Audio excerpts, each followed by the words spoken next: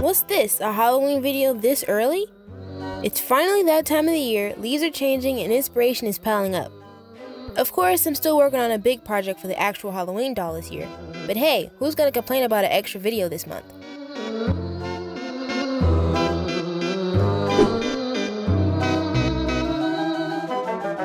I'm actually going to be recycling an already printed doll for this project. I decided that the character who this body was originally made for deserved a better one, and since this doll will have a lot more clothing covering the mistakes, I figured why not use it. Don't worry, you'll see that other character soon enough.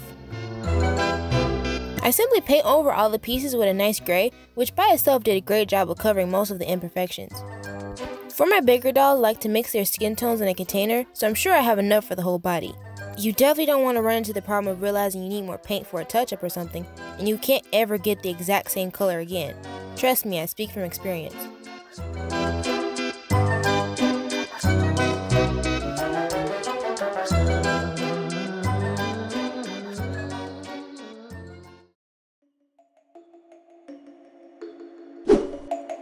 If you haven't been able to tell, I'm on a bit of an animal face train recently when it comes to my dolls, so the first thing I want to make is a new face sculpt for this character. I use this special effects makeup prosthetic along with real vampire bat noses as reference.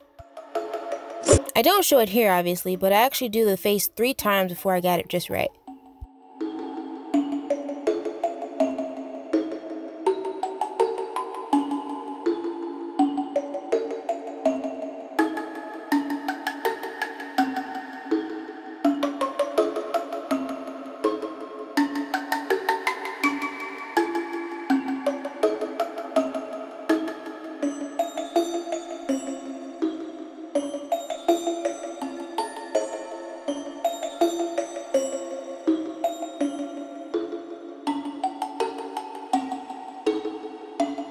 Once I'm happy with it, I take the file over to Cure to slice it and get it ready to be printed.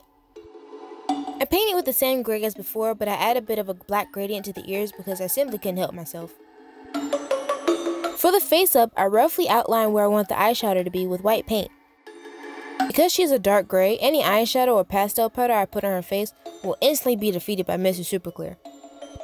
The white is so that the paint or anything I'll use will be as bright as they can be. I'm going to tell you now that you're just going to have to trust the process this time around. For quite a while, she's going to look like a hot mess, but I promise it'll come together. It was a bit of a learning curve to get the face how I wanted it. I planned her face out in Procreate like usual, so I'm using that as a reference. By the way, I also designed some special shirts and stickers, which will be uploaded on our Etsy shop soon after this video is posted. They won't be there forever, so make sure you check the link in the description and the pinned comment so you don't miss out.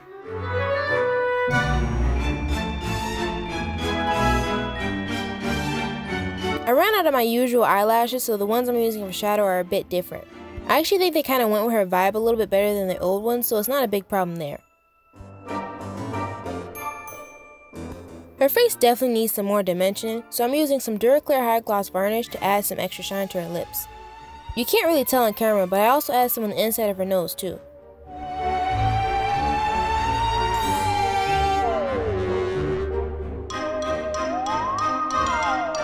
The back of her head is, just like my other dolls, attached with some magnets so I can easily access her eyes and secure the head onto the body. Speaking of her eyes, I go ahead and paint the scleras a light gray. I felt white was a bit too harsh. For now, I'm still doing my cartoonish eyes, so I do a simple paint job for the irises. Apparently, I forgot to record the part where I painted the details on the eyes, but hey, give me a break. I'm doing this project in the middle of my teachers throwing work at me left and right, so I'm glad I filmed as much as I did.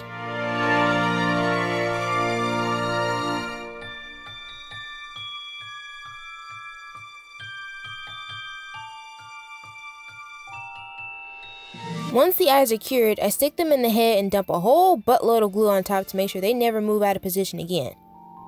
I definitely learned some things doing this face up, but even with the struggle, I think she turned out pretty cute. We all know I have a lot to improve on when it comes to filming how I make my doll clothes, but let me tell you, this time was 10 times more chaotic than usual. I think I did most of the filming for the overalls at least on a day where I was anxious or something, because most of the time I was off camera, out of focus, and the things that I did film was not helpful at all. So let me break down what I did. First off, I measured the doll, then traced the outline of the pattern that I wanted onto a sheet of paper. I take that pattern and transfer it to actual fabric, of course adding seam allowance and whatnot. I cut out both sides of the pants, overlapping the back panel so I have a place to put the closure, then I fold over and stitch the edges. Once that's done, I flip the panels good side to good side and stitch them together. Which is how I ended up with this.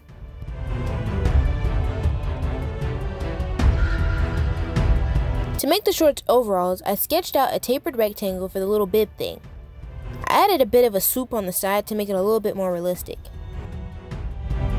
This part is pretty easy. I cut out 2 of these tapered rectangles, and with the good sides facing each other, I stitched 3 of the 4 sides. I cut slits at the corners so that I get a cleaner curve when I turn it inside out. Then I go ahead and stitch the bib onto the front of the shorts. For the straps, I fold over a strip of fabric onto itself twice, then stitch down the middle. I don't have the straps sewn on completely here, but you can see what I mean.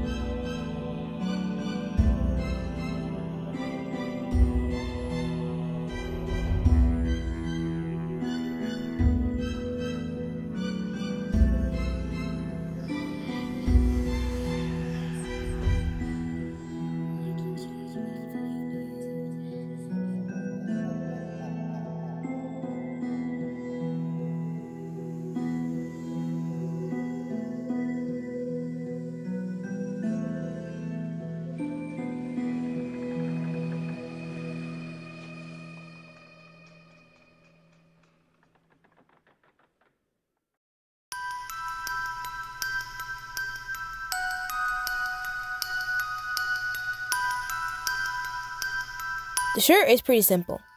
For the main part of the shirt, I make a simple tube top, which I later switch out this one for one made with crushed velvet.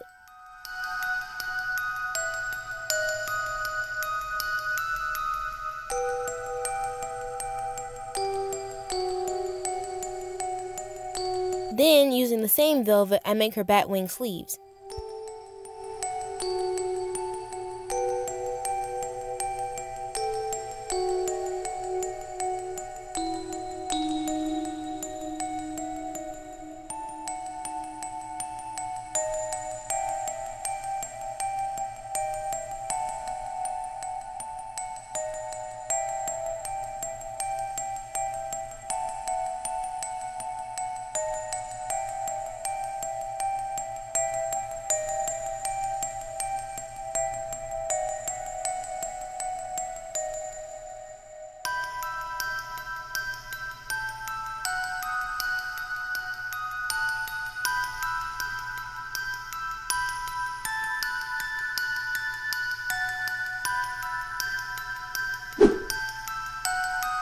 For her hair, I'm actually going to be using some alpaca fiber that I had laying around. I have a few locks of this gorgeous black and a few of this white. I actually decided to dye the white a nice orange to match the overall vibe better. For some reason I couldn't find my usual nail file packaging that I used to make hair wefts, so I just grabbed a piece of wood instead. Honestly, it worked just as well. Also, side note, I didn't get a tattoo, not a real one at least. It's just one of those herbal tea ones.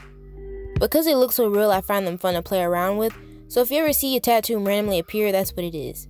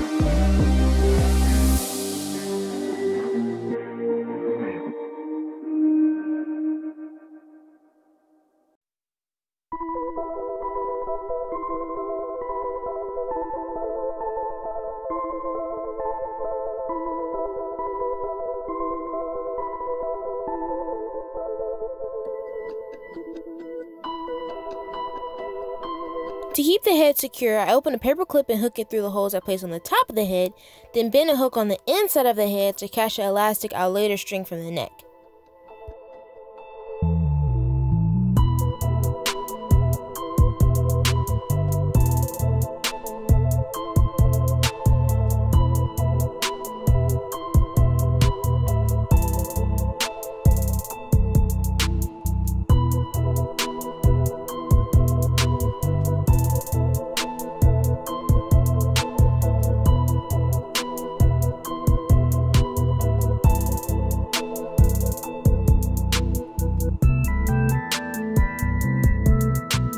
After gluing all of the wefts on, she kind of ended up with a rocker look, so I kept that in mind while trimming the hair and attempting to style it.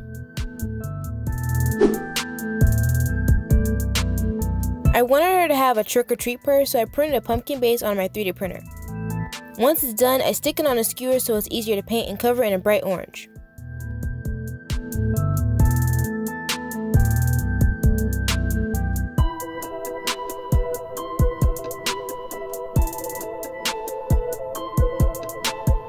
Of course it needs a classic jack-o'-lantern face, so I sketch one out and paint the details with a fine brush.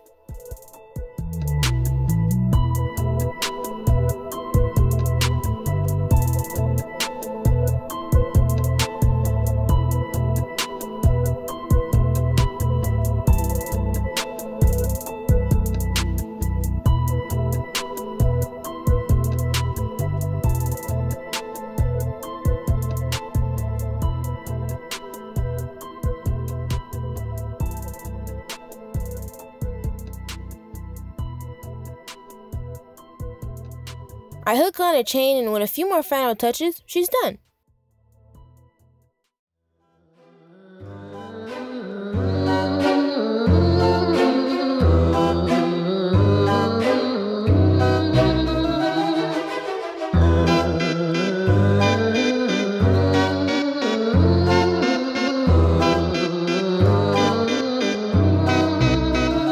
Where I am, the outdoors has not yet started to embrace that good old dead look, so the grass is still pretty green.